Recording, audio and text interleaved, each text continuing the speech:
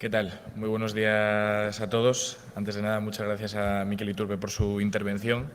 Y damos ya la bienvenida en el escenario a Pedro Peris López, quien también fue seleccionado en las JNIC de este año. Como os comentaba antes, las JNIC son las Jornadas Nacionales de Investigación en Ciberseguridad y es el foro de encuentro de referencia nacional de investigadores de ciberseguridad. Estas jornadas se realizan en colaboración con INCIBE dentro de su misión de apoyar la I+D+I. La charla que tendrá lugar ahora a cargo de Pedro ha sido seleccionada dentro de este programa. Pedro presentará un nuevo esquema de autenticación continua que utiliza el electrocardiograma como flujos de datos continuo. Así que pido un aplauso para Pedro y que disfrutéis de su charla. Gracias. Bueno, pues buenos días y muchas gracias a todos. En primer lugar, voy a presentarme un poco antes de empezar con el tema. Como ya me ha dicho Jacobo, mi nombre es Pedro Peris. Yo vengo de la Universidad Carlos III de Madrid, pertenezco al grupo de investigación COSEC y en particular yo me centro en el estudio de la ciberseguridad, en eHealth y en los últimos años en todo lo que tiene que ver con dispositivos médicos implantables, ¿vale? Entonces, bueno, en esta línea de investigación hay distinta gente colaborando en el grupo.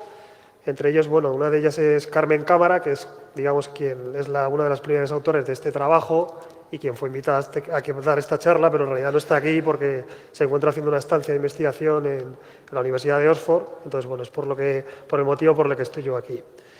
Entonces, nada, antes de nada, en primer lugar, lo que voy a hacer es un poco presentaros lo que llamo yo la motivación, o sea, por qué estamos haciendo este tipo de trabajo. Y para ello lo primero que hay que entender es qué entendemos o qué se entiende por un dispositivo médico implantable. Supongo que, bueno, todo el mundo habrá oído en los últimos días en la prensa, que ha salido a la prensa lo que se conoce como el informe implantes. Esto está relacionado con ello y luego explicaré un poco más en qué está relacionado y en qué no está relacionado. Pero básicamente, ¿qué es un dispositivo médico implantable? Bueno, supongo que más o menos todos estáis familiarizados con el tema, pero es un dispositivo que está implantado en el cuerpo, lo tenemos dentro de nosotros de forma permanente. Si bien es cierto, luego explicaré que puede estar semi-implantado, en la que parte del dispositivo está dentro del cuerpo y parte está fuera, pero en la mayoría de los casos todo el dispositivo se encuentra dentro. ¿Y cuál es el objetivo de este tipo de dispositivos? El objetivo es principalmente tratar una dolencia. La más común es la dolencia cardíaca, pero bueno, puede ser otro tipo de dolencia, como por ejemplo puede ser cuando tienes un temblor severo o ese tipo de cosas. Luego, ¿qué ventajas o qué nos permite este tipo de dispositivos? Nos permite, por un lado, o bien, aparte de tratar la dolencia, nos permite monitorizar de forma constante al sujeto, podemos saber qué le está pasando al sujeto y en un futuro se supone que no solo podremos monitorizarlo, sino que podemos implementar capacidades que el sujeto no tiene. Por ejemplo, pues yo qué sé, por pensar en algo muy futurista, podríamos ampliar la memoria que tenemos en la cabeza, ¿vale? Entonces, bueno, ¿qué es lo bueno y lo malo? Pues relacionado con la charla que ha dado Miquel sobre entornos industriales, una cosa que tiene que quedar clara en este tipo de entornos es que la seguridad del sujeto, o sea, la seguridad física, ¿vale? No seguridad IT, sino la seguridad física, lo que se conoce como el safety del sujeto, se tiene que garantizar. Ante todo, da igual lo que hagas en el sistema si no mantienes, digamos, al paciente o al sujeto vivo, ¿vale? Entonces, por un lado, eso no hay que perderlo nunca de vista y hay que tenerlo en cuenta. Y por otro lado, lo que hay que tener en cuenta que esto es un dispositivo electrónico. ¿Esto qué quiere decir? Que es un dispositivo que puede ser atacado. De hecho, organizaciones como la FDA en Estados Unidos ya señalan claramente que hay que tener claro que este tipo de dispositivos, como he dicho, pueden ser atacados. Entonces, ¿qué deberíamos hacer o qué deberían hacer los fabricantes de este tipo de dispositivos? Desde mi punto de vista, la respuesta es clara. Lo que deberían hacer es incorporar la seguridad por diseño, ¿vale? Quiere decir, ¿qué hemos hecho mal o qué hicimos mal cuando se diseñó Internet? Pues básicamente se diseñó un sistema que nos proporcionaba un montón de capacidades, pero que no se prestó, digamos, atención a la seguridad en su diseño. ¿Qué hacemos todos los días? Ponerle un parche, otro parche y otro parche. ¿Qué no deberíamos hacer con una nueva tecnología? Cometer los mismos errores. Hacer lo mismo, sacar un sistema, utilizarlo y cuando veamos un problema, aplicarle un parche. Esto no debería pasar en este tipo de dispositivos más teniendo en cuenta que aquí el riesgo no es que estemos comprometiendo la seguridad de un ordenador, sino que podemos estar comprometiendo la seguridad de un sujeto. Entonces, esto es bastante crítico, ¿vale? Y otra cosa que debería quedar claro, que me gustaría que quedara claro en torno a la charla, es que esto no es ciencia ficción, esto es algo que está a día de hoy, que lo utilizamos y que hay que tenerlo en cuenta. Entonces, bueno, siguiendo un poco con la introducción de los dispositivos médicos implantables, pues un poco por poneros un poco en contexto de dónde venimos y a dónde vamos y cuándo empezó esto. Bueno, como podéis ver, no sé si lo veis bien, supongo la pantalla así de televisión, ¿cuándo se propuso el primer marcapasos? Bueno, pues estos son cacharros dispositivos relativamente nuevos. Estamos hablando de en torno al año 26, es cuando se propuso el primer marcapasos. ¿Vale? Entonces, el primer marcapasos, pues en realidad no era un dispositivo implantable, sino que, como podéis ver ahí, pues al sujeto pues llevaba una mesa con toda la cacharrería, era bastante grande, bueno. ¿Cuándo se propone, el hito más grande, o por decirlo, uno de los hitos más importantes está en los años 60, cuando ya está el primer dispositivo, que sí es cierto que tiene un tamaño un poco mayor que el anterior, pero ya está implantado en la cavidad, vamos, típicamente aquí debajo aquí es donde se implanta, y básicamente eso fue en el año 60. Y luego el gran hito, desde mi punto de vista, aparte de eso, bueno, ha habido muchos más hitos, pero bueno, el gran hito, digamos, lo tenemos en el año 2006, que es cuando se le incorpora conectividad inalámbrica a este tipo de dispositivos. Estamos hablando de dispositivos que se encuentran dentro del cuerpo y que tienen conectividad inalámbrica. Esto es un gran cambio de paradigma que hasta ahora no existía, ¿vale? Hasta ahora, digamos, el dispositivo no se comunicaba con el exterior y para comunicarse con el dispositivo necesitabas estar a muy corto alcance, ¿vale? Esto es, como digo, un cambio muy significativo. ¿Qué dispositivos tenéis? Pues supongo, como he dicho, he estado hablando hasta ahora del marcapasos. ¿Por qué el marcapasos es el más conocido? Fue porque, en primer lugar, porque fue el dispositivo médico implantado el primero que se desarrolló, y en segundo lugar, porque las dolencias, dentro de las dolencias que sufrimos las personas, las dolencias cardíacas es la dolencia más común a nivel mundial, ¿vale? Entonces, es una de las dolencias, bueno, no es la más común, pero es una de las dolencias más comunes a nivel mundial. Por eso el marcapasos, digamos, es el más extendido. Luego, en el otro lado, tenemos el neuroestimulador. El neuroestimulador funciona similar a cómo funciona el marcapasos. La única diferencia es que, digamos, los catéteres, los cables, digamos, pues unos van el marcapasos va al corazón y el otro va al cerebro, en particular a una zona en particular, área del cerebro, según la dolencia que tengas. ¿Cuál es la diferencia entre un marcapasos y un neuroestimulador? La diferencia, en realidad, son dispositivos muy similares, pero podemos decir que el neuroestimulador es, como por así decirlo, un poco más tonto, en el sentido de el neuroestimulador emite una corriente de forma continua a una zona en particular del cerebro, y el marcapasos no. El marcapasos, digamos, está monitorizando todo el rato el estado de tu corazón, y solo cuando detecta que o vas muy lento, o vas muy rápido, o que se para, es cuando hace algo, ¿vale? ¿Por qué en realidad el neuroestimulador y el marcapasos funcionan de forma distinta? El principal motivo tiene que ver con con el conocimiento que tenemos del cuerpo humano, y si es cierto que el corazón más o menos sabemos mejor cómo funciona y sabemos modelarlo mejor, la cabeza en realidad no tenemos mucha idea de cómo funciona, y lo único que sabemos es que emitiendo de forma constante, digamos, somos capaces de disminuir los síntomas que tiene el paciente, ¿vale? Pero también se estima que en realidad no haría falta esa estimulación de forma constante. Y por otro lado tenemos las bombas de insulina. Lo tengo aquí como un tercer ejemplo porque, bueno, también es una de las dolencias más extendidas que hay a día de hoy, porque en este tipo de dispositivos el dispositivo está semi-implantado, digamos, lo que sería el controlador del dispositivo está fuera del cuerpo y solo tienes en el interior los catéteres, ¿vale? Este dispositivo también me gusta señalarlo porque no sé si hayáis, como decía al principio, no sé si habéis prestado atención al informe de implantes que se acaba de sacar el Consorcio Internacional de Periodistas de Investigación. Básicamente, en este informe lo que se analiza es la seguridad de dispositivos médicos en general, no solo de dispositivos médicos implantables, pero de dispositivos como también pueden ser dispositivos médicos, como también pueden ser prótesis, pero es muy señalable que en el caso de las insulinas es uno de los dispositivos médicos en los que existen más fallos, ¿vale? Cuando existen más fallos no tiene que ver solo con fallos con seguridad, sino tiene que ver fallos también con el funcionamiento del propio dispositivo, ¿vale? Pero es bastante relevante que en este cacharro, este dispositivo, que es uno de los más extendidos, exista un número muy relevante de fallos, ¿vale? Entonces, ¿por qué? Vale, ahora me diréis, bueno, como os he dicho, yo os he señalado que en el año 2006 se incorpora la conectividad inalámbrica a este tipo de dispositivos. Y ahora os podéis preguntar, ¿pero para qué necesitamos, digamos, tener este dispositivo totalmente conectado? Bueno, en primer lugar, voy a empezar por mencionar el tercero de los puntos que se ven en las transparencias, es básicamente la principal motivación, ¿vale? Es la motivación a nivel de costes. A nivel de costes, desde el punto de vista del hospital o desde el punto de vista de gestión hospitalaria o sanitaria, es porque básicamente eso va a hacer que el paciente tenga que ir menos al hospital, con lo cual está reduciendo costes. Y por otro lado, tiene que ver también pues, con facilitarle la vida al paciente. Efectivamente, si tú tienes que ir todos los meses al hospital y estás evitando que tengas que ir todos los meses, pues al final le estás permitiendo llevar una vida, digamos, más cómoda. ¿Qué beneficios tiene aparte de esto? Bueno, pues aparte de esto el beneficio es que, bueno, la monitorización del paciente es de forma constante, el marcapasos puede estar transmitiendo datos de forma constante y el médico en su consulta cada cierto tiempo chequearlos, o incluso puede haber un sistema, típicamente habrá un sistema de machine learning que esté chequeando aquello, que si va todo bien o no va todo bien, y que en caso de que vaya algo demasiado mal, pues salte una alarma, ¿vale?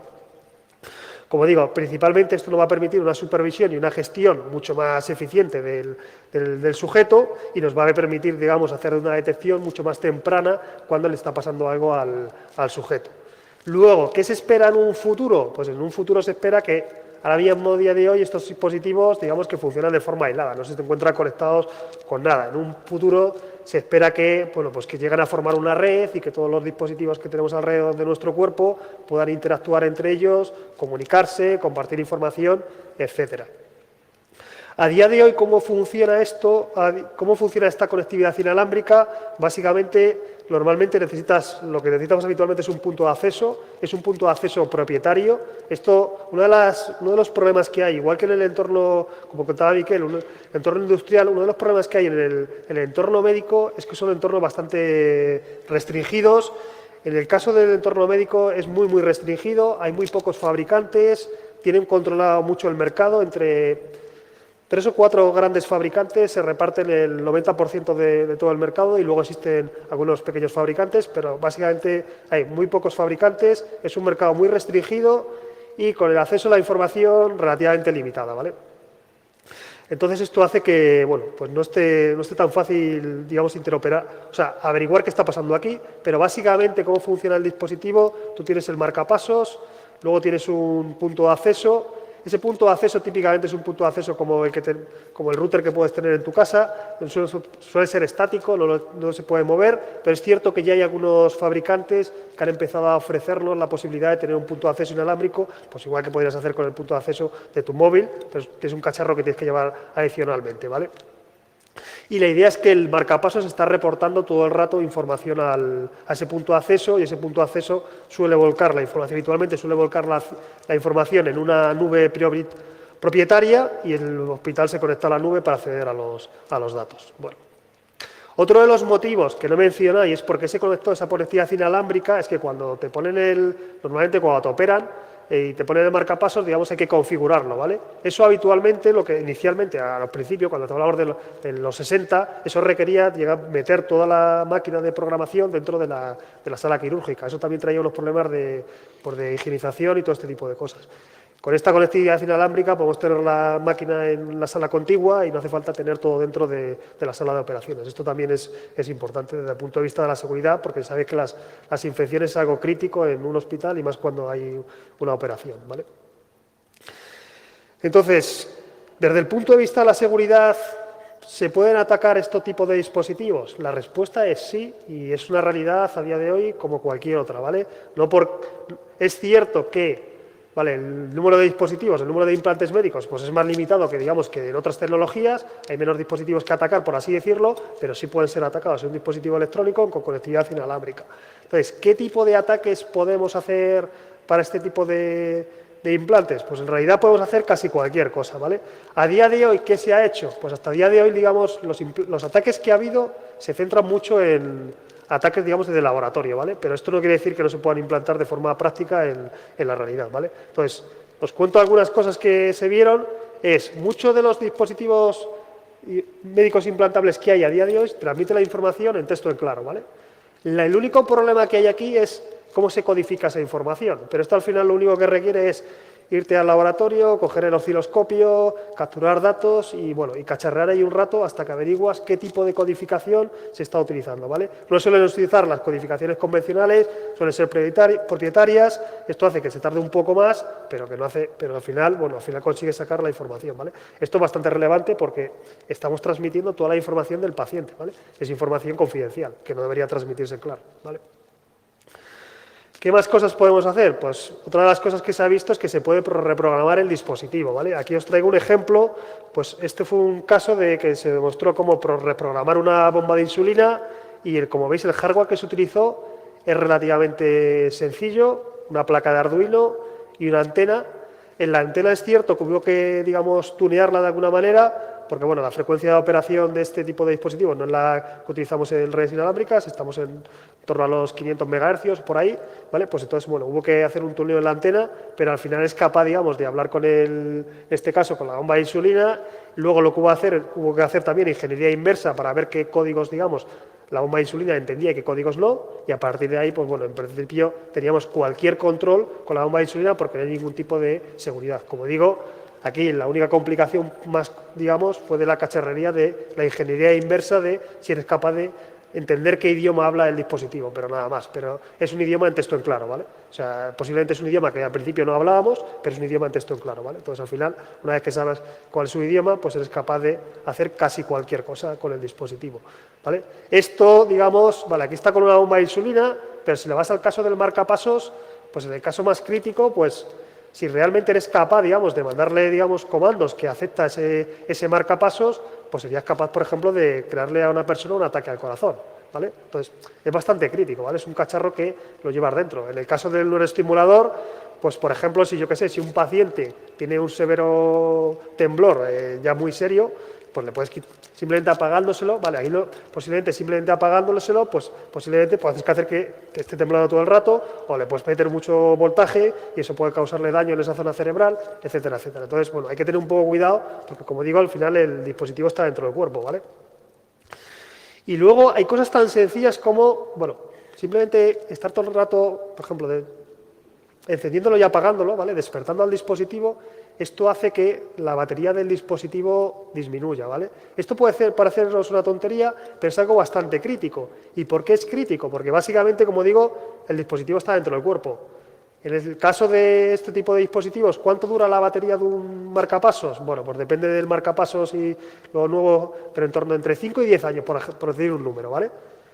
Si en realidad estás haciendo, pues te estás dando todo el rato apagándolo y encendiéndolo, está reduciendo esa batería.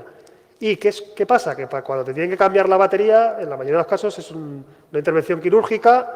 Esa intervención quirúrgica, sí, es una intervención quirúrgica que en principio no requiere mucho, pues no hay mucho peligro, pero bueno, no deja de ser una intervención quirúrgica. En el tema de... Luego seguiré hablando un poco de las baterías y os contaré un poco cómo es la tendencia y por qué o no se puede utilizar la carga inalámbrica y qué pasa en este tipo de cosas, ¿vale? Pero la batería es algo muy crítico en este tipo de sistemas, ¿vale? Entonces, aquí un poco, para entender cuando se diseñan soluciones de seguridad para este tipo de dispositivos, me podría decir, bueno, Pedro, pero si en realidad, bueno, esto no es muy distinto a otro tipo de dispositivos que ya conocemos, podríamos aplicar mecanismos de seguridad que ya conocemos, sí y no, ¿vale? El no quiere decir, por un lado aquí, como he dicho, no debemos olvidarnos de lo principal, que es la seguridad del sujeto, del paciente, ¿vale? Y por otro lado tenemos la seguridad IT, que es la ciberseguridad que le queramos dar al dispositivo.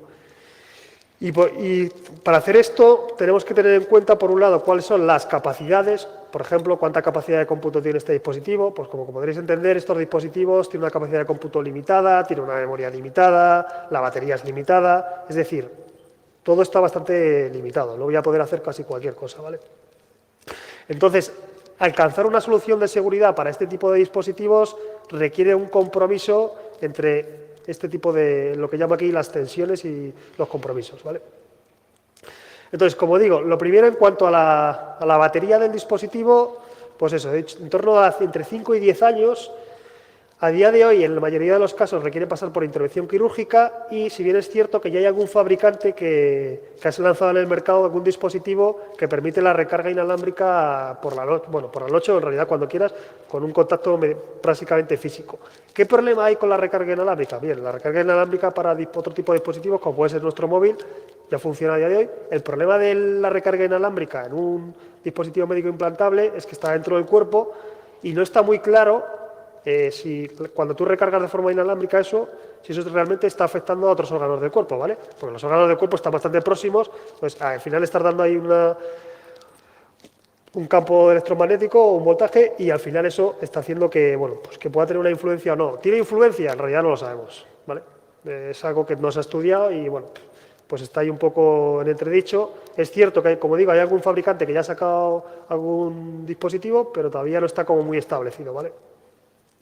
Luego, en cuanto a la memoria, pues estos dispositivos tienen una memoria muy limitada, ¿vale? Tanto de memoria de almacenamiento como de memoria de cómputo, ¿vale? Todo está muy limitado y la mayoría tenemos que entender que cuando tiene una memoria de almacenamiento, esa memoria de almacenamiento está pensada para guardar, digamos, la señal, por ejemplo, el electrocardiograma del corazón, ¿vale? Los episodios que te van pasando a lo largo del día, pero no está pensada para otra cosa, ¿vale? Entonces, aumentar la memoria básicamente va a requerir aumentar el tamaño del dispositivo, va a requerir aumentar el cómputo de energía, etcétera, etcétera, ¿vale?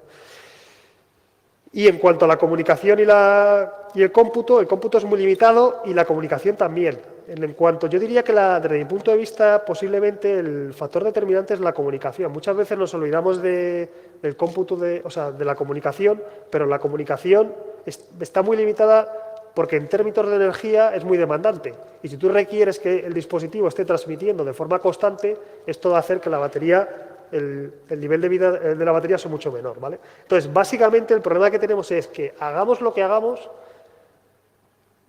añadas el mecanismo de seguridad que añadas, vas a reducir el tiempo de vida de la batería, ¿vale?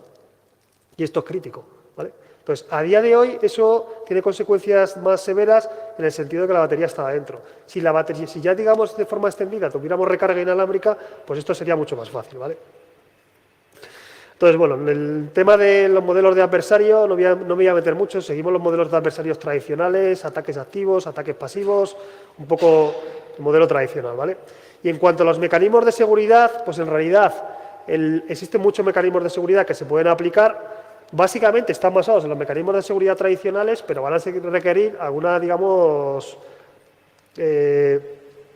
por así decirlo, tienen que ser adaptados para este tipo de sistemas, ¿vale? Entonces, lo que me voy a centrar voy a contar soluciones centradas en biometría, bueno, por contar algunas de ellas, ¿vale?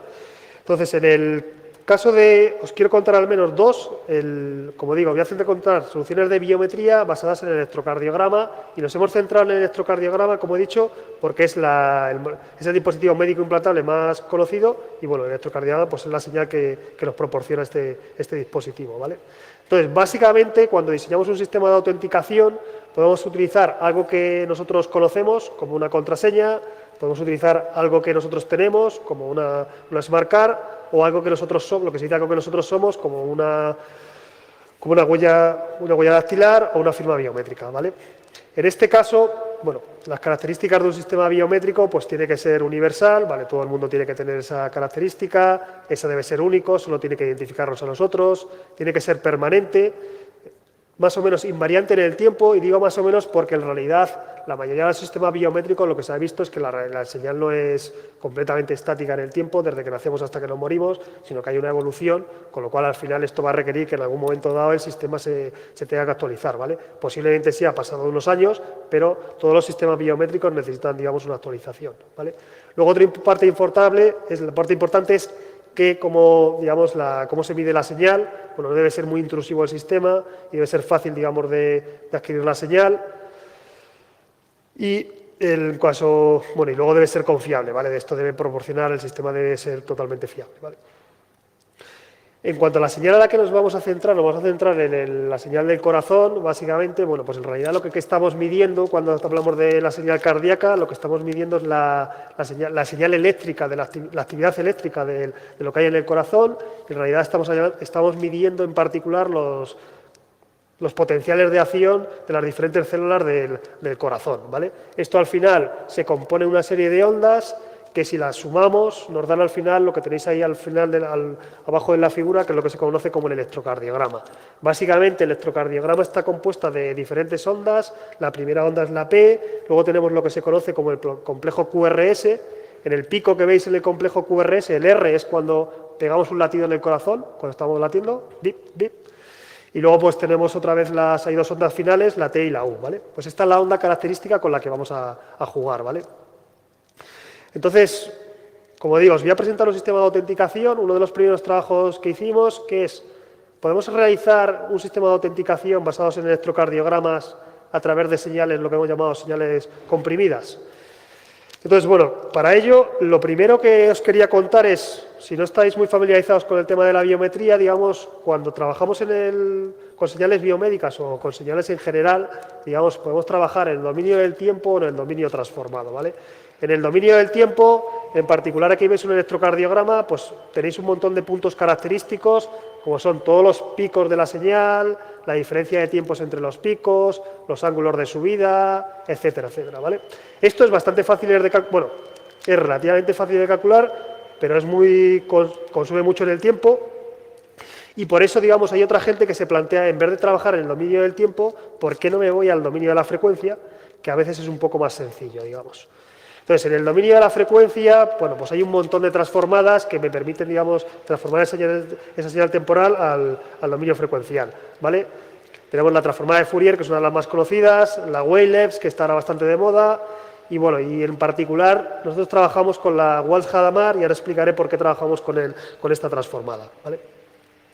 Entonces, ¿por qué propusimos el uso de esta transformada? En primer lugar, buscábamos algo que fuera computacionalmente muy eficiente. No tenemos que olvidarnos que proponemos una solución para ser empotrada en un dispositivo muy limitado, con lo cual queremos algo que sea muy sencillo de computar, y esto en realidad nos lo proporciona esta transformada. Esta transformada básicamente es la multiplicación de una matriz por la señal, y esa matriz lo único que tiene son unos y menos unos, con lo cual es muy sencilla de calcular, ¿vale? Y por otro lado, y esta característica no es única de la función de la Walsh-Hadamard, es que comprime la señal. ¿Qué quiere decir con comprime la señal? Pues básicamente tenemos toda la información de la señal en bajas frecuencias, o sea, en los primeros coeficientes de la señal, más o menos guardamos toda la información, y de hecho podemos, digamos, despreciar el resto de la señal, ¿vale? Esto es bastante importante porque con una versión comprimida de la señal tenemos toda la información. Bien, en cuanto al sistema biométrico, pues realizamos un sistema biométrico clásico, ¿vale? Entonces, en primer lugar, si no estáis muy familiarizados con un sistema biométrico, por un lado tenemos el sensor. En este caso el sensor puede ser el dispositivo médico implantable, ¿vale?, que tenemos dentro, o podría ser un sensor con unos electrodos que tenemos sobre el cuerpo, ¿vale? Esto nos da una señal que típicamente, bueno, pues se parece a un electrocardiograma, pero suele tener mucho ruido, suele tener altibajos, etcétera, etcétera, ¿vale? Esto hay que hacer, digamos, lo que se conoce como el preprocesado de la señal, digamos, hay que limpiar la señal para que, digamos, se parezca a un electrocardiograma de libro, por así decirlo. Después tendremos que extraer unas características, ¿vale? En la extracción de las características, aquí, como he dicho, tenemos dos posibilidades, o bien nos vamos al dominio del tiempo o nos vamos al dominio de la frecuencia. También existe la posibilidad de extraer características en tiempo y en frecuencia y combinar ambas, ¿vale? Nosotros, en este caso, nos fuimos a una aproximación muy sencilla, que es solo características en el dominio de la frecuencia. Después tenemos la parte del Machine Learning, un clasificador. Aquí tenemos multitud de clasificadores. En este caso, luego os contaré, nosotros utilizamos una primera aproximación muy sencilla, pero que funciona bien y no requiere más complejidad, ¿vale? Y esto sería un poco el sistema. Entonces, básicamente, en este tipo de sistemas, bueno, en el preprocesado, bueno, pues típicamente al menos tienes que hacer un par de cosas. Lo primero es eliminar la componente continua de la señal y después hacer un filtro paso-banda para eliminar la mayor parte de componente de ruido que tenemos en la señal, ¿vale? Esos son los parámetros típicos que se manejan para señales de electrocardiogramas. Y luego una de las cosas que hay que hacer es que, bueno, tú tienes un electrocardiograma, que es una señal continua en el tiempo, y tienes que, digamos, que segmentarla, ¿vale? Partirla en trozos, ¿vale? En este caso, bueno, cogimos ventanas de 2 segundos, y ahora me podéis preguntar, Pedro, ¿y por qué cogisteis ventanas de 2 segundos y no de 5 o de menos? ¿Vale? En realidad, bueno, si tienes un poco en cuenta el ritmo cardíaco que tiene una persona, ¿vale?, pues en realidad lo que queríamos es que el ritmo cardíaco promedio que tenemos como personas, tanto un hombre como una mujer, lo que queríamos es que en esa ventana tuviéramos 2 latidos del corazón, ¿vale? ¿Por qué 2 latidos? Bueno, porque la literatura nos dice que es bastante sencillo caracterizar un sistema biométrico basado en señales electrocardiogramas utilizando un par de latidos, ¿vale? Entonces, por eso, y teniendo en cuenta la frecuencia de muestreo, bueno, pues cogimos o 2 segundos o 256 muestras, ¿vale? En cuanto a la extracción de características, como digo, una transformada, dominio de la frecuencia y nos quedamos con una serie de coeficientes. Aquí estuvimos haciendo un montón de pruebas y vimos que simplemente con 24 coeficientes somos capaces de caracterizar la señal. Tener en cuenta que estamos pasando de 256 muestras que teníamos en el dominio del tiempo a 24 coeficientes, a 24 muestras en el dominio de la frecuencia. Es una reducción bastante significativa, ¿vale? Y luego también lo que hicimos es ver un poco si le añadíamos algo más, como por ejemplo la entropía, valores de la entropía de la señal, si esto nos permitía mejorar el sistema de identificación o no, ¿vale? Esto es un poco lo que propusimos en el sistema. Como clasificador, como digo, aquí, si habéis estudiado algo de Machine Learning o sois familiar con Machine Learning, hay un montón de posibilidades, ¿vale? En este caso utilizamos una muy sencilla, que es un KNN, que es un método no paramétrico y vago, como se suele llamar, y básicamente, ¿por qué utilizamos esta? En primer lugar, porque es sencillo y muy eficiente de implementar, y en segundo lugar, porque no realiza ninguna suposición acerca de cuál es tu distribución de datos, lo cual es bueno, no tienes que hacer ninguna suposición, y porque no requiere el entrenamiento es mínimo. En realidad, en este tipo de clasificadores no hay entrenamiento, básicamente lo único que tienes que almacenar las muestras y después comparar tus nuevas muestras con las que tenías almacenadas, ¿vale? Por así decirlo, ¿vale? Es muy importante, aquí hay un parámetro en el KNN, hay un parámetro que es cuántos vecinos vas a mirar cuando haces, digamos, la clasificación. En particular aquí, bueno, estudiamos distintos números de configuraciones y vimos que incluso con un solo vecino el sistema funcionaba realmente bien, ¿vale? Típicamente con 3, 5 y 9 vecinos también funcionaba bien, pero no teníamos una mejora significativa como para aumentar la complejidad del sistema, ¿vale? Entonces, ¿qué dataset utilizamos? Bueno, utilizamos para chequear el sistema, utilizamos un dataset que es bastante conocido. Hay una base de datos muy grande que se llama Fissionet, ¿vale? En donde podéis encontrar, si os gusta, si os queréis adentrar en este mundo, hay un montón de datasets en los que podéis encontrar un montón de señales, ¿vale? En este caso, aquí os contaba uno. ¿Por qué cogimos este dataset? Pues básicamente porque tienes, digamos, electrocardiogramas que duran 24 horas, ¿vale? No hay muchos datasets en los que tienes al sujeto monitorizado durante mucho tiempo, ¿vale? Este es uno de los datasets más grandes, y por otro lado es porque los sujetos no sufren ningún tipo de dolencia cardíaca severa, ¿vale?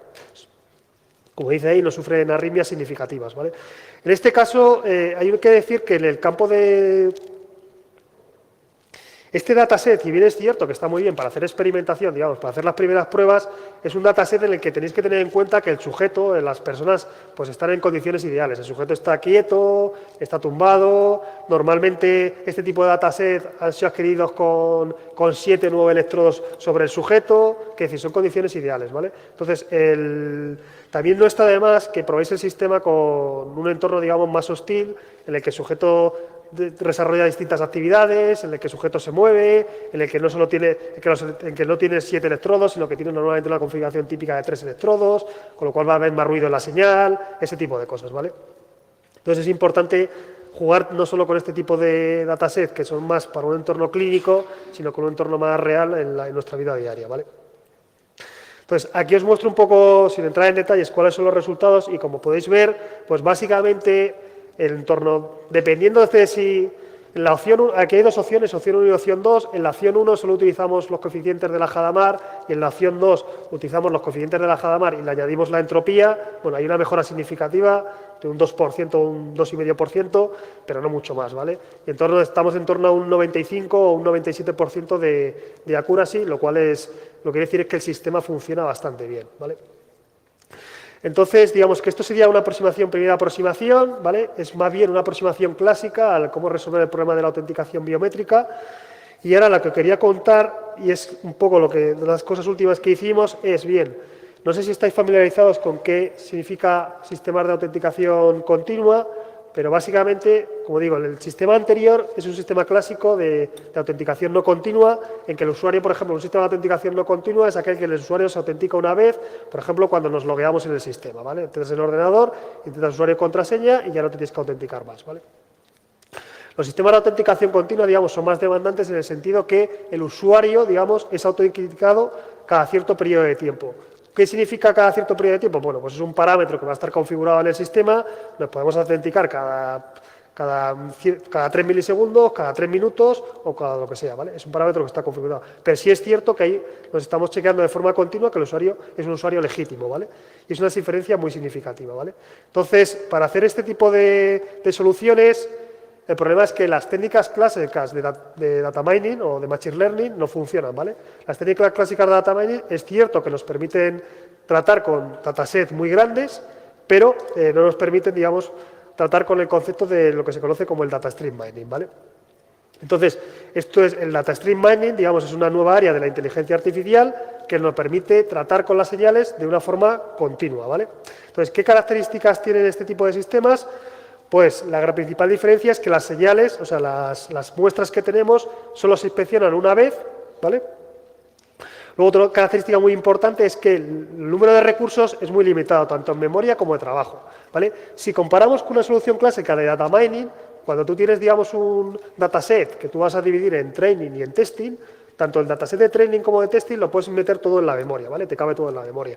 Una técnica de data stream mining, el dataset ni el de testing, en realidad no hay testing ni training, ¿vale? Digamos, el testing y el training es como una sola, se fusiona todo, digamos, no tengo distinguido entre testing y training, y el problema es que me están llegando muestras de forma continua, ¿vale? De forma continua es todos los días, cada segundo o cada milisegundo me está llegando una muestra y eso de forma indefinida, ¿vale? Se supone que el proceso empieza y no para nunca, ¿vale?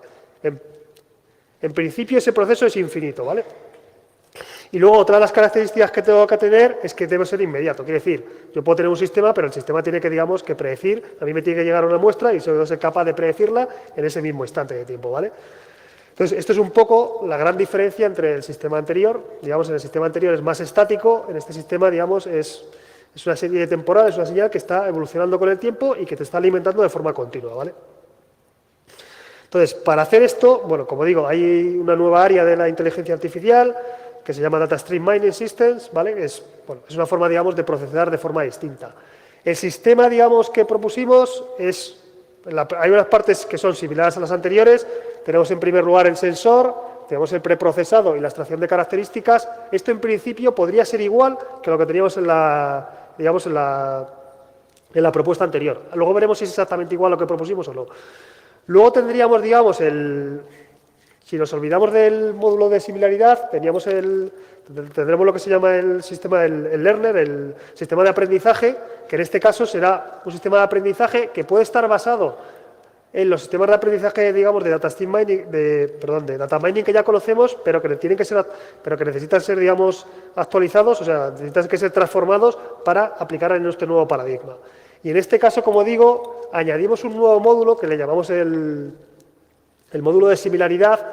Y la característica de este módulo, lo que queríamos es que, básicamente, antes, digamos, de alimentar al sistema, digamos, decir, no meterle muestras al sistema que sean muy malas, que ya sabemos que son muy malas, ¿vale? Digamos, es descartar muestras que son muy malas. Esto es lo que hicimos con el módulo de similaridad, ¿vale? Entonces, como digo, sin ir mucho en detalles, la parte del preprocesado, pues un poco igual, es exactamente la misma. La parte de extracción de características, utilizamos la Hadamard, pero en este caso, digamos que como el sistema es más demandante en el sentido de que estoy, digamos, chequeando el sistema cada muy poco tiempo, necesito caracterizar mejor la señal y en este caso requiero los 256 coeficientes de la señal, ¿vale? No me vale con la versión comprimida, sino que requiero los 256 coeficientes. En el módulo de similaridad, pues básicamente aquí es un modelo muy sencillo en esta primera aproximación, un modelo de correlación y nada más, ¿vale? Como digo, el objetivo es descartar muestras. En cuanto al tema del learner, pues básicamente volvemos a utilizar un KNN, pero digamos que es un KNN, digamos, simplificado con una memoria limitada. Utilizamos lo que se conoce como una ventana deslizante. ¿Esto qué quiere decir? Pues que básicamente solo guardamos en la memoria las muestras más recientes. Esto tiene un cierto sentido, es que como al final este tipo de sistemas lo que quiere decir es, o sea, lo que se supone que hacen este tipo de sistemas es que se adaptan a los cambios que tenemos, bueno, en la señal o en la serie temporal en la que estés tratando, en este caso el electrocardiograma, pues lo que se supone es que nuestro electrocardiograma se encuentra caracterizado mejor por las últimas muestras, que es un poco lo que vamos manteniendo. Pues eso es lo que vamos manteniendo en la memoria. Pero esta memoria es muy limitada, como digo, ¿vale? Entonces, aquí lo único también es que hicimos dos... En cuanto a la memoria, aquí hay que tener en cuenta que utilizamos dos aproximaciones, básicamente lo que llamamos lo que se llama aquí en la propuesta el buffer y el unbuffer, que no viene a decir más que hicimos un análisis del sistema en altamente demandante, en el que sería el unbuffer, en el que estamos chequeando el sistema si no me equivoco, cada 2 segundos, ¿vale?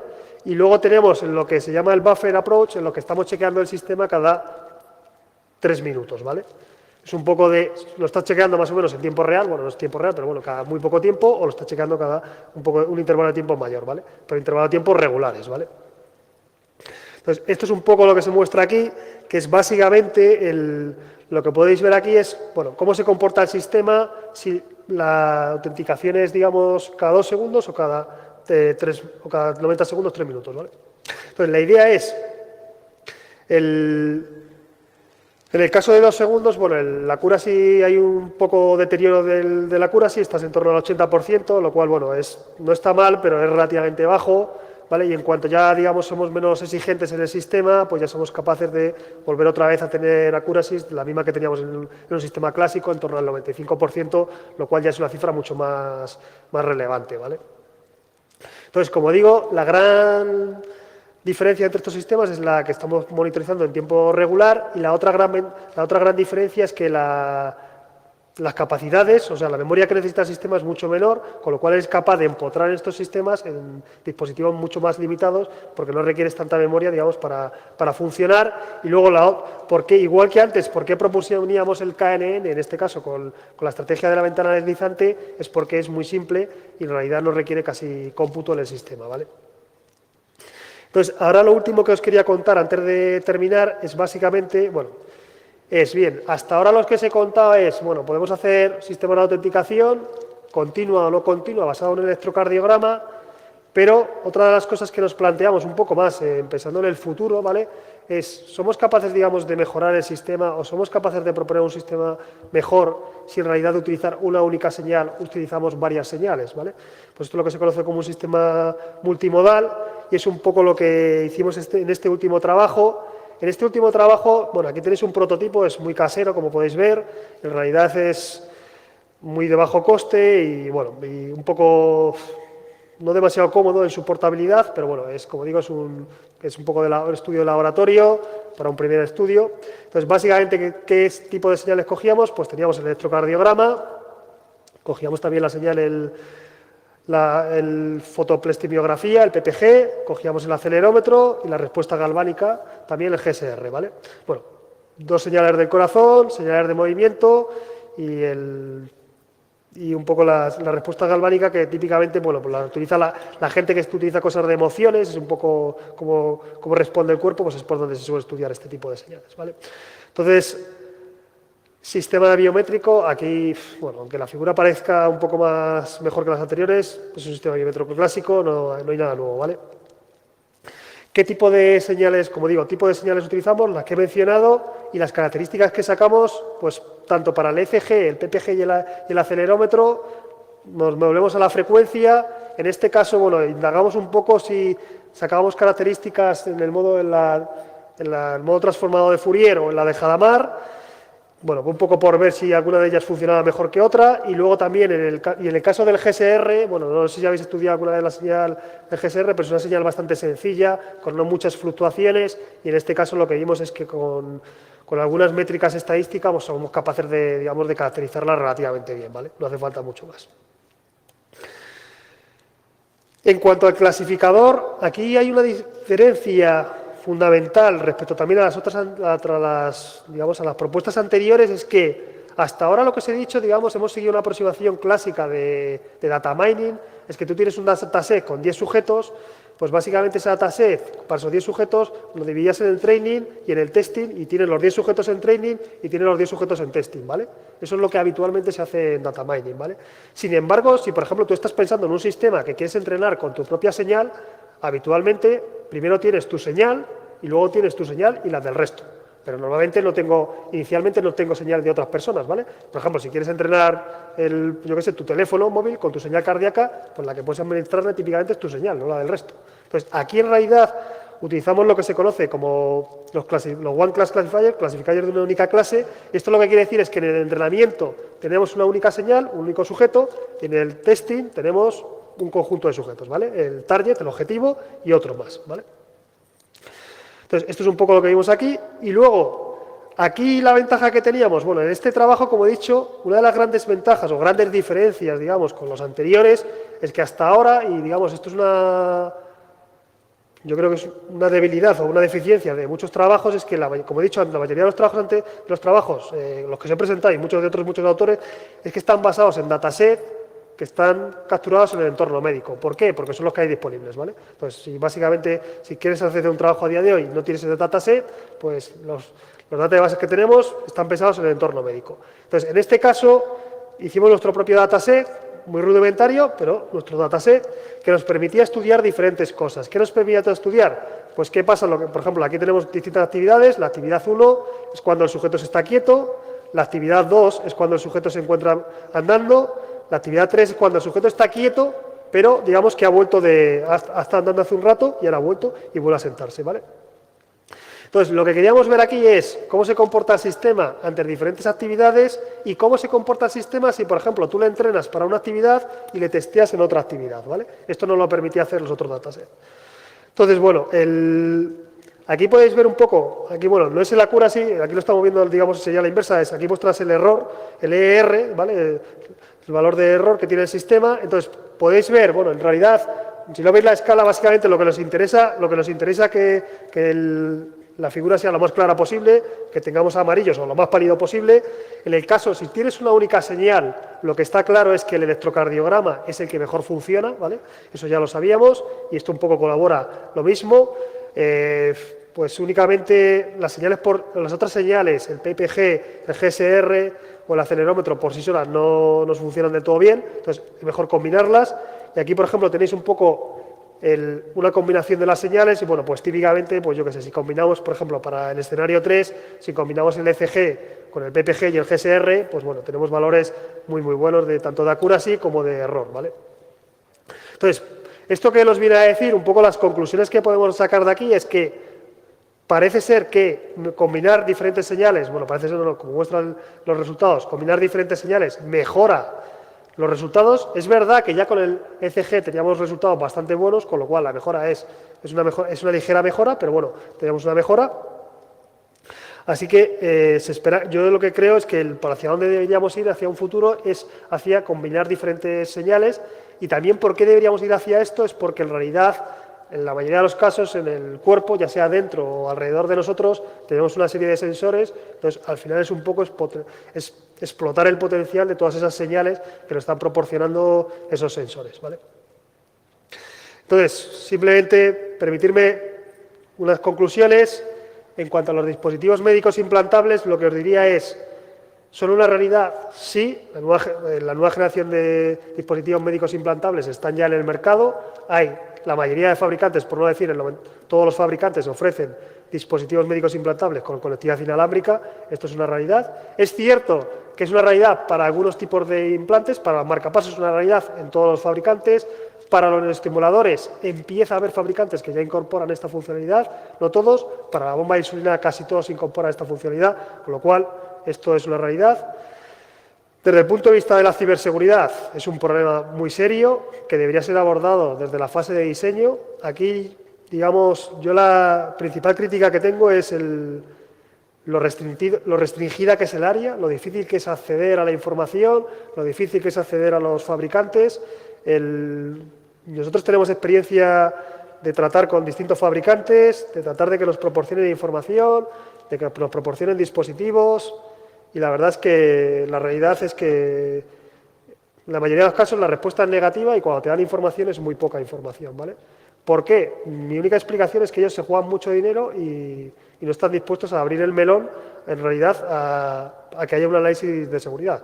Pero, digamos, la experiencia lo que nos dice es que abran el melón ellos o lo abran otros, al final, si tienen problemas de seguridad, se van a descubrir. Quiero decir, esto es... vamos a tardar más o menos. Digamos, una de las principales cosas que les está, digamos, desde mi punto de vista salvando, es que a día de hoy, si tú quieres tratar con un marcapasos, pues el problema es que, bueno, no es fácil adquirirlo y si lo tienes que adquirir, un marcapasos cuesta entre en torno a 6.000 y 12.000 euros. Quiero decir, no es un cacharro que vayamos a comprar ahí a eBay. Entonces, es difícil de adquirir. Eso hace que también que la investigación avance más lento que lo que debería avanzar, ¿vale? Pero bueno, si os queréis dedicar a este mundo, en el caso de los marcapasos, bueno, pues simplemente os recomiendo, tenéis que tener contacto con algún hospital, con algún médico y un poco a través de ellos os proporcionarán el acceso a dispositivos y os proporcionarán acceso a la información de este tipo de dispositivos. Y desde el punto de vista de la biometría, si bien es cierto que la biometría hace unos años, bueno, ya la conocemos hace muchos años, es cierto que en los últimos años está habiendo importantes avances en el campo y yo creo que todas las técnicas nuevas, tanto de data stream mining, deep learning, pueden ayudar a diseñar nuevas soluciones de seguridad para este tipo de dispositivos. Hay que tener en cuenta siempre, dependiendo de si el sistema va a estar empotrado o no, si te puedes permitir cierto tipo de cosas o no, ¿vale? Y por otro lado, mi propuesta es que vayamos a un mundo en el que, bueno, al final no solo sea de una única señal, sino que normalmente pues, habrá una combinación de múltiples señales que te aportarán más riqueza y hará que el sistema pues, tengas una mayor accuracy, que el error sea menor, que el sistema sea más estable, ese tipo de cosas. Bueno, pues muchas gracias por vuestra atención y si tenéis cualquier pregunta...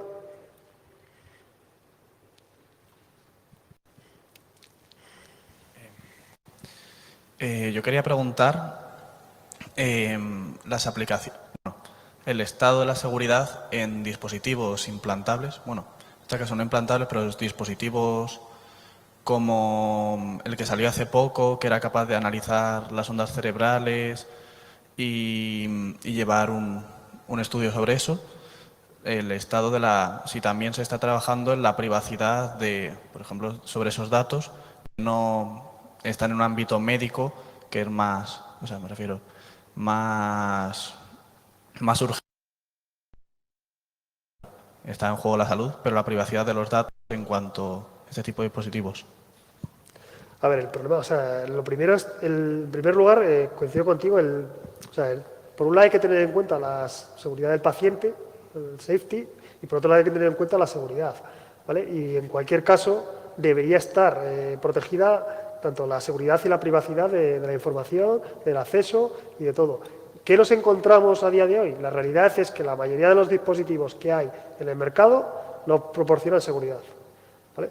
El problema que hay a día de hoy es el acceso a esa información. Ningún fabricante, si tú lees el datasheet en la descripción del fabricante, te va a decir que el dispositivo es seguro, que implementa mecanismos de seguridad y todo tipo. Pero en realidad, lo que se ha demostrado a día de hoy, hay un artículo muy reciente de hace unos meses de unos investigadores que analizan todo tipo de marcapasos de un montón de fabricantes y la conclusión es la misma.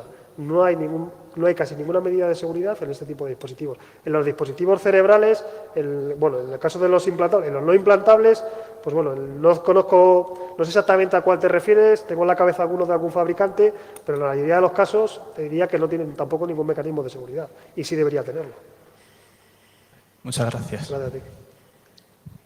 Mi pregunta va más ligada si sabes si hay algún modelo tipo los convenios de Ginebra en cuanto a regulación, entre comillas, de ataques a dispositivos que están muy ligados a la vida de pacientes. Desconozco desconozco si hay algo parecido a lo que dices de Ginebra, pero lo que sí es cierto es que, quiero decir, tenemos una legislación europea en temas de privacidad que debería cumplirse, que es básica, digamos, y que si la información se transmite en texto en claro, por ejemplo, no se está cumpliendo. Entonces, quiero decir, cosas como muy básicas que deberían cumplirse no se están cumpliendo. ¿Por qué no? Pues no sé muy bien. Ya digo, creo que el principal problema es que los fabricantes a día de hoy lo único que se han centrado, digamos, es en la seguridad, digamos, del paciente y de dotarle una mejor calidad de vida al paciente, ¿vale? Que es hasta lo que se habían dedicado. El problema es que yo creo que la incorporación de la conectividad inalámbrica es un cambio de paradigma brutal, ¿vale? Porque digamos que esto abre puerta a todo tipo de ataques que ya conocíamos. Entonces, yo creo que a día de hoy sí deberían preocuparse de esto. Y se están preocupando, no, desde mi punto de vista no, y el problema, como digo, es la interfaz con los... O sea, cómo hablar con los fabricantes, que son muy pocos y es un entorno muy limitado.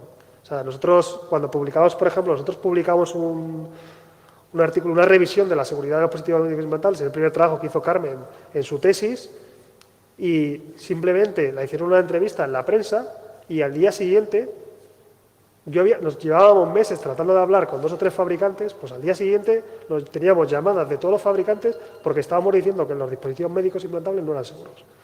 O sea, es decir, se juega mucho dinero, pero solo cuando realmente se ven, digamos, que puedes estar comprometiéndole, digamos, sus negocios, cuando realmente se preocupan. Desde mi punto de vista, no, pero bueno, no sé, espero que en el futuro cambie y espero que incorporen medidas de seguridad como deberían. Digamos, hay un problema que es cómo juegas con la batería, es el tema de la batería, que creo que es crítico y que todo lo que hagas va a reducir la batería. Entonces, muchas gracias. gracias a ti.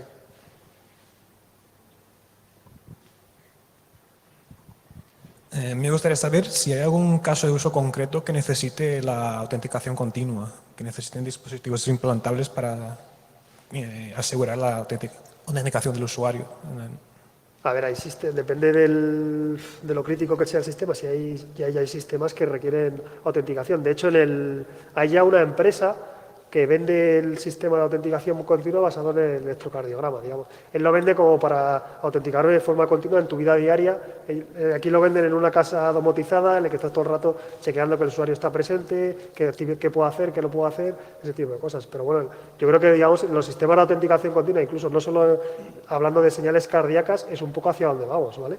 Es, digamos, por ejemplo, si tú piensas en el teléfono móvil, es chequear realmente, por ejemplo, en vez de estar, por ejemplo, bloqueando y desbloqueando todo el rato, es de alguna manera estar chequeando que tú estás ahí, que eres quien dices que estás ahí, pero en realidad no tienes que estar haciendo nada, ¿vale? Es, digamos, un poco hacer un sistema mucho más transparente al usuario, pero que garanticemos que el usuario que está delante del sistema es legítimo, ¿no? ¿Vale? Bueno, otra pregunta.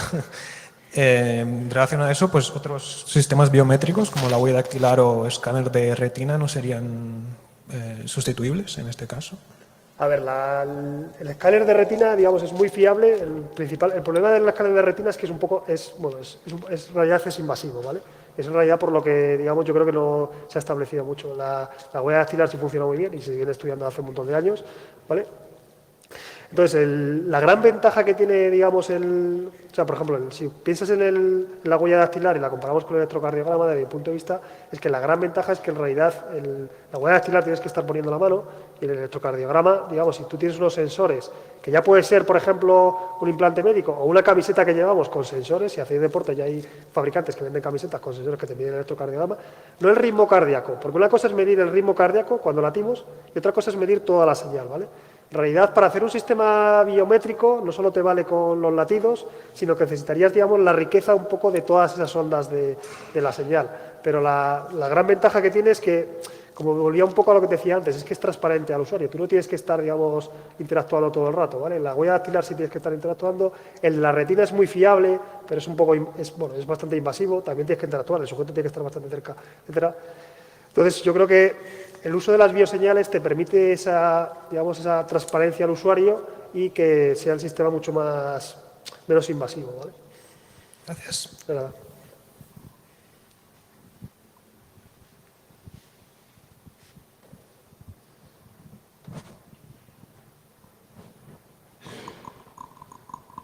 ¿Alguna otra pregunta?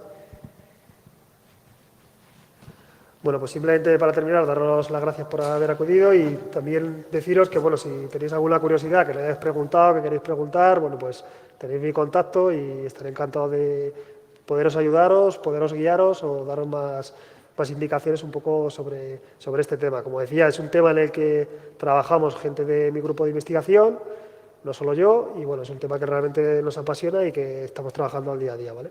Entonces, bueno, pues muchas gracias y todo esto.